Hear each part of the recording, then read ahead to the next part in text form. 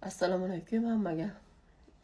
Bitta shu ko'p narsaga TikTok'da kuzatib odamlarga hayron qolaman-da. Haqiqatan bizning xalqimiz soddami yo chimo desam bilmadim, soddami yo tupoymi?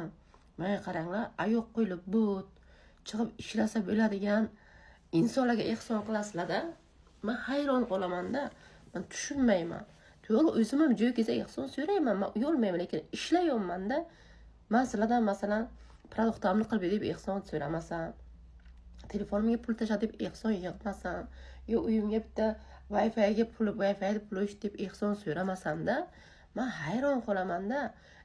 Ayollar borku, shunaqa ayollarni ko'rib yuribmiz internet olamida. 3 ta, 4 ta, 5 talab, bittalab bachasi bo'lsa ham uyi yo'q, даже bir molxonaga, bir qanaqadir vagonga yashab yurgan insonlarni ko'ryapmiz-da. Даже eri bo'lsa ham oilaviy shu uyi yo'q bo'lsa ham qiynalib yashab yurib kunini ko'rib yurgan oilani, insonlarni ko'ryapmiz-da. Neujili bir sizlar sodda bir chumo desam xafa bo'lishlaringiz mumkin. Shunchalik bizning xalqimiz soddami? Chiqib ishlashga qurib yetadi. Ayoq qo'yliga qo'pol bo'lsa ham sikmaganlarda shunaqa odamlarni ko'ryapman. Qaysi yuz bilan, qaysi deb ularda yuz yo'q. Uyolmaydi, o'rganni. Xalq qachongacha boqadi? Xalq qachongacha boqadi? Men hayron qolaman shu narsaga. Ko'pchiligi даже yaxshilikni bilmaydi. Ehson qilasan 2 kundan keyin amingni chaynaydi. Bu qiyin kavlaydi.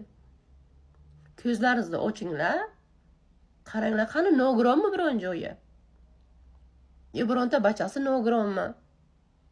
Bachasi nogiron bo'lsa ham chiqib ishlab shu nogiron farzandini boqadigan er-xotin oilani ko'ryapmiz-da. Soddalik qilmanglar xalqim. Va qarab bilib bir ehson qilinglar. Ehson o'yinchoq bo'ldimi? Mehnat qilib pul topyapsizlar. Ana nechtasi gapirdi-ku mana, boboni qo'ytog'ini avqalab, boboni qo'ytog'ini yuvib pul topasan. Halol pul topolman.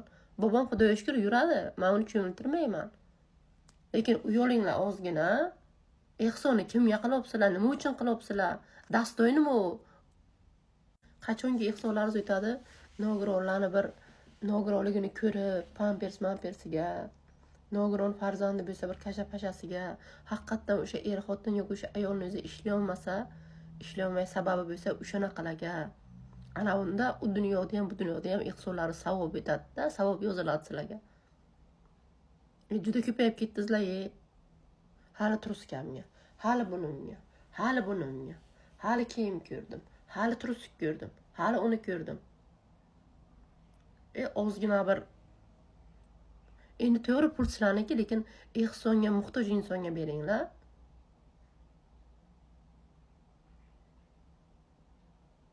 Sog' bo'linglar. So'kib qo'yaman da o'zi.